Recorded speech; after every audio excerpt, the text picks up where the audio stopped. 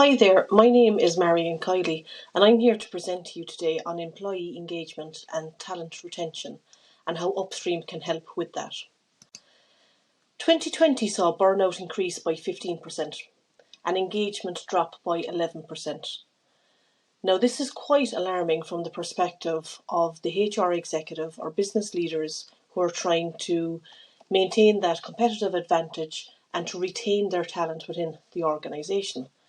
So when we have people leaving the organisation for whatever reason, from a HR perspective, this means going out and trying to replace people. We have exit interviews, we have back to work interviews if people are out sick, trying to get new hires in to get the right people and then to try and get them to stay again. There's a huge cost involved in all of this, both financially and time-wise, but also it can have a huge effect on productivity.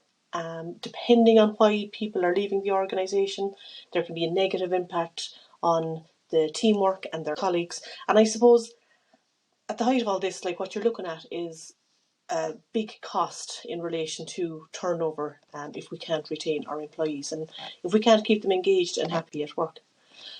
So there's many facts and figures and studies out there, and there's lots of information on that we have done in previous webinars. But actually what I'm going to base this on here today is a conversation I had last week with somebody based in Dublin, working in the financial services sector. So this is a business manager who currently has one of their team out sick. So we just actually spoke of the costs of this in this instance. So the cost of replacing this person in this sector per day is €850. Now they're currently out for 12 weeks, so that adds up to €51,000. Now, there are currently 15 people out in the organisation as a whole, okay? So now when we actually look at it, to cover 15 people, if to cover them was the same rate for 12 weeks, you're looking at €765,000. And potentially, that's over €3 million a year. So there's a huge cost to this, and this is just one example. Now, not all sectors might have the same overheads as this, but it is quite costly when you think of the investment that's made in training and, of people going out the door to other organisations that you have trained up and actually of training people coming into you again. So it's with a view to trying to prevent that's what we're here to present on today and how we can actually help you with that. Now, oftentimes when I speak with HR directors and business leaders, they think that this is in the land of far, far away. Because when they look at the stats within their organisation, there might not be many people showing up as being out with burnout or being out with stress, but we have to take into consideration the implications here of mental health and well-being and the taboo that is still currently out there for many people. There's a plethora of reasons as to why people would not put down burnout or work-related stress or related issues on their sick cert. It could be because of promotion opportunities. It might be because they want to go to another employer and they're afraid that their reference might be negatively affected if they write something like that down. They might be afraid that because, and this happens in some organisations, because of having to notify a regulator if somebody is out because for more than 3 days because of a work-related incident, that they might actually have to report that to the regulator, and the employers themselves are reluctant to do that, some employers, and this can turn an employee off of being honest as to what's wrong with them. So we might see migraines, we might see backaches, we might see a plethora of reasons, but it mightn't actually be burnout or work-related stress or exhaustion or whatever it is that might be mentally taxing workers in the workplace and leading to absenteeism and potentially turnover down the road as well. So it's just to bear in mind what's in front of you might not actually be representative of the reality of what's there either. So last month there was an article written by Forbes, and they have actually indicated that there's a turnover tsunami on the way.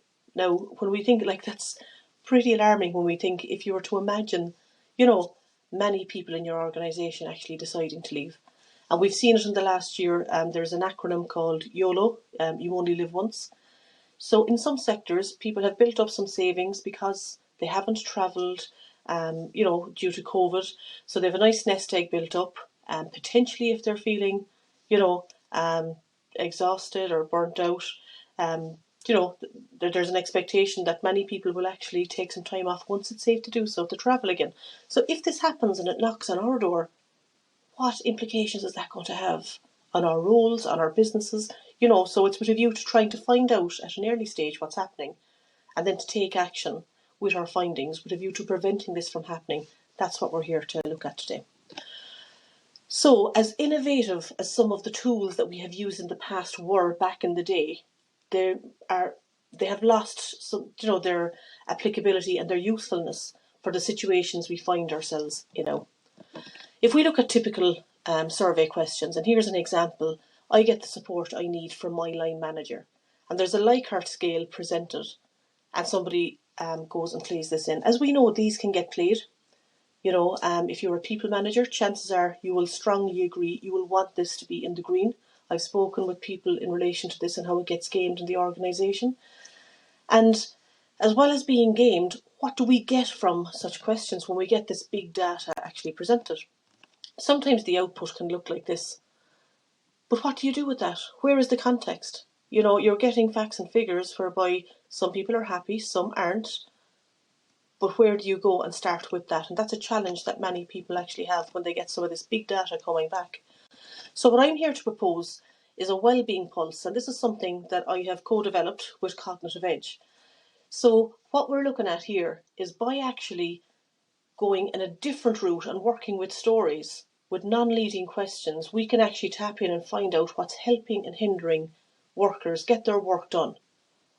And with that information, then we can actually see if we can actually, amplify the good, try and dampen the undesirable, and via that actually improve your employee engagement and lessen your turnover.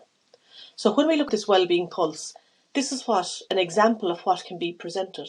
So 3 images are presented here, and you might ask your employees which one of the images below best fits your working environment. Then they actually share a story in relation to the experience, why they chose that image. They're then presented with a number of triads, and a lot of thought goes into the design before we actually send this out to your workforce. But in this example, in this situation, people had to avoid risks, manage risks, or take risks. So the person themselves actually, they outline here where they see their experience, their story actually fitting on this triad. What's important here is that it's not actually how the researcher interprets it, but the person who's telling the story, they actually self-interpret. And this is really important, and this is how it's different, because we're eliminating that bias that we often get, the researcher bias, when we try and interpret the results of somebody else and somebody else's experience and story. But the beauty of this, when we collect multiple stories, this is what we end up with. We end up here, each of these dots is a story, so then we can actually begin to see patterns emerge. And if we go a depth further with this and we actually look at the analysis, now we can actually develop a heat map. It's like a narrative landscape. Just like the weather forecast, when you look in the evening, we can see here where there's high pressure points and low pressure points. Each of these dots represents a story that someone has shared. So we can see here on the top left-hand corner, people are saying that they're having very negative experiences all the time. That's where the high pressure is, here on the top left. That's interesting. So we can actually delve in and we can actually look at some of those stories. Now here's an example whereby somebody chose Navigate the Chaos. They chose that image and they said, I chose this chaos image as it totally resonated with an experience I went through. I was on the receiving end of some unkind behaviour by a colleague. Not sure if it was intentional, but it was really upsetting. I went to management for support. They told me to deal with it as they didn't think it warranted them helping. I had to navigate these feelings of shame, hurt, anger, and I found it very difficult to work here for a while. So you can go in then to demographics, and this is somebody in the supply chain department, female, and the age group is there. But now we're getting, when we look at some of those numbers that we saw earlier on, we can get the big data, we can get the statistical data, but now we're actually getting the context as well. And that's super helpful to decision makers when they're trying to identify actions and next steps to take in relation to trying to change and bring about some positive change in the organisation. So to bring it back here again, while we might look at the high pressure points, we might also look at the low pressure points. And we can see here at the bottom right hand corner or even the top right hand corner, over towards the right hand side, there's very positive experiences happening. Some are very rarely, some are all the time. Now we might actually want to delve in here and say, right, I want to read some of these stories. And what we can do then when we're trying to develop our strategy, we say, how can we get less stories like this, top left, and more stories like this over here on the right? And that's how we measure our strategy. We come back again after 12 months or after 18 months, and we'll check in with the stories again. What are the narrative landscapes telling us?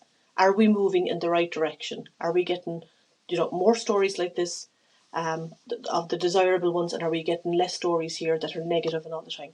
And that's how we can actually measure our success via that vector shift that's happening. So when we can tap into this and we find out what's helping and hindering people and getting their work done, then actually, and if we take action on it, there's potential then for people to be happier in work, to be more engaged. And if they're happier and more engaged in work, they might be less inclined to actually leave. So it's real meaningful change that we're actually looking at here, real value added stuff that we're bringing into the business.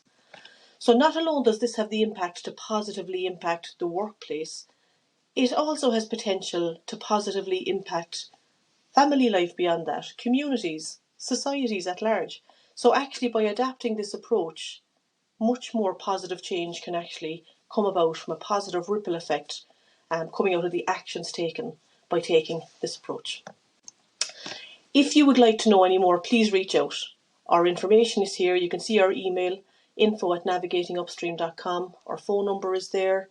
You can see our social media at Upstream Navigate. And we also, our website is there. And if you want to connect on LinkedIn, please follow us. We'd be more than happy to follow up and partner with organisations and actually bringing about some real meaningful change.